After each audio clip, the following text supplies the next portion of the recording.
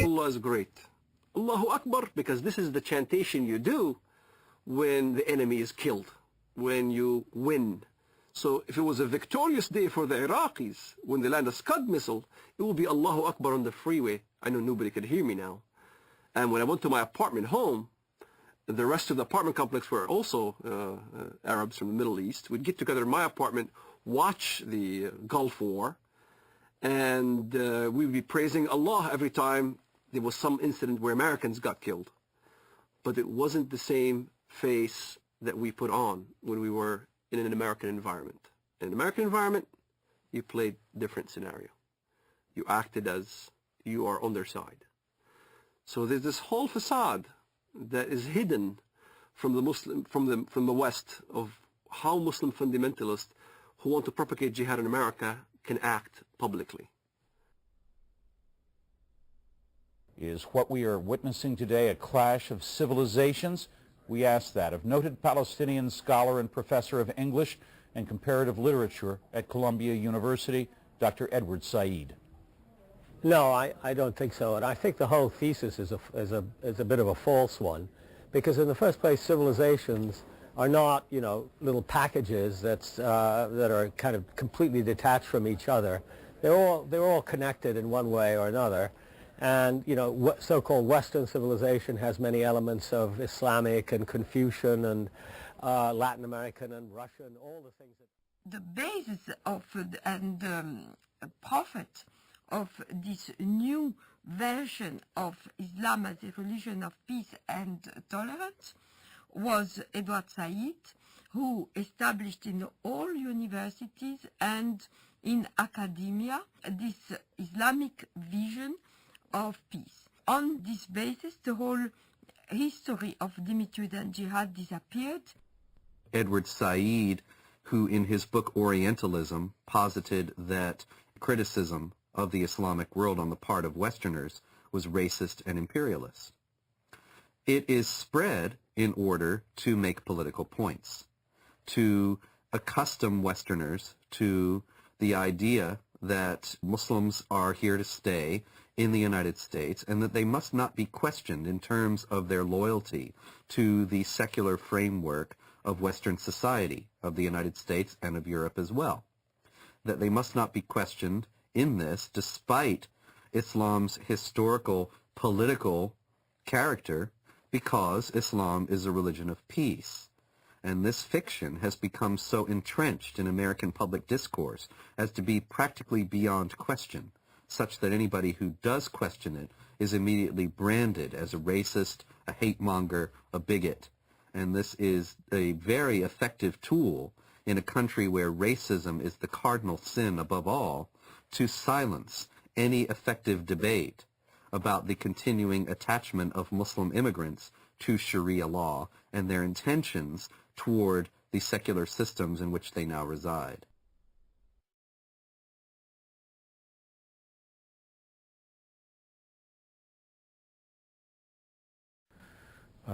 Is that this is not a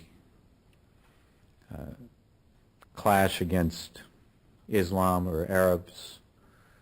This is about freedom, not culture. It's about working with Islamic governments who want to move forward into the modern world, working with Islamic governments who see their face as the face of peace, and working against the violence and the terror and the people that would seek to hold back the world and would seek to disrupt peace and freedom for others. And so that is what it's about for us. The true faith of Islam, we believe, is a religion of peace, and we intend to work with them in that regard. The true faith of Islam, we believe, is a religion of peace. Islam has to be known as more than a religion. The idea that Islam is a spiritual religion like, for instance, Christianity, is completely incorrect. It would be incorrect to describe Islam as primarily, let alone solely, a religion. since its early beginning in Muhammad's lifetime, it has also been a geopolitical project and a system of government, a political ideology, if you will. Islam from its beginnings was both a religion and a system of government.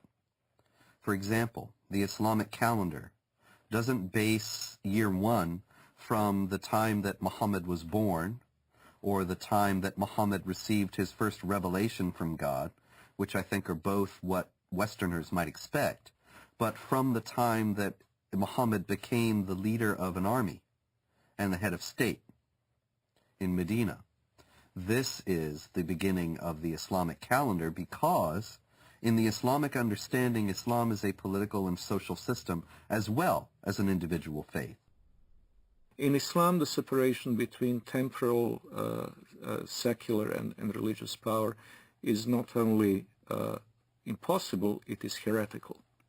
Only in the complete blending of all aspects of human activity and all aspects of political and legal functions of the state can we have the caliphate, the properly organized state that is pleasing to Allah.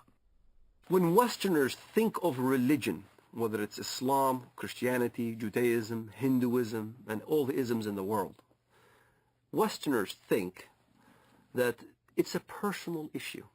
A Buddhist will go to the temple and peacefully worship whatever he does, meditates, contemplates.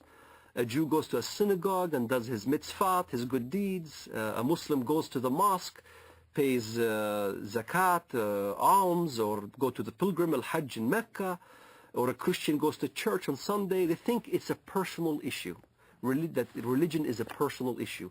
So when they look at Islam, they compare Islam with the way they understand religions, and that's the first mistake. Islam is not a religion for personal use. Islam is Sharia law. Islam is a form of government to the world first, then to a personal application. It is not just how you pray or whether you pray towards Mecca. It's how you dress. You dress in Arab culture. You speak Arabic. You can't go to heaven unless you pray in Arabic. You can't read the Quran in English and expect to get good deeds to go to heaven. You read the Quran in Arabic. It becomes an imperialistic system that everybody now must speak Arabic, think Arabic, practice the religion in Arabic. It's a form of law, not just in how you eat, but how you get married, how you deal with your government, how you deal with your military, how you deal with the youth, how you deal with women. Every aspect of your life becomes Islam. Everything is Islam. The Jews brought to the Prophet a man and a woman from amongst them who had committed adultery. The Prophet ordered both of them to be stoned to death near the place of offering the funeral prayers beside the mosque. The Prophet wrote the marriage contract with Aisha while she was 6 years old, and consummated his marriage with her while she was 9 years old, and she remained with him for 9 years, till his death. In no way is Islamic Sharia, Islamic government, compatible with Western understandings of human rights and freedom of conscience. Traditional Islam forbids conversion from Islam, forbids anyone to leave Islam. There's no way out. And it forbids Muslims and non-Muslims to live as equals in society. It mandates the second-class status of non-Muslims, forbidding them to hold authority over Muslims, forbidding them to hold certain jobs as a result. It even mandated in history that houses of worship of Jews and Christians were neither to be built or repaired, making the communities relegated to a perpetual state of decline.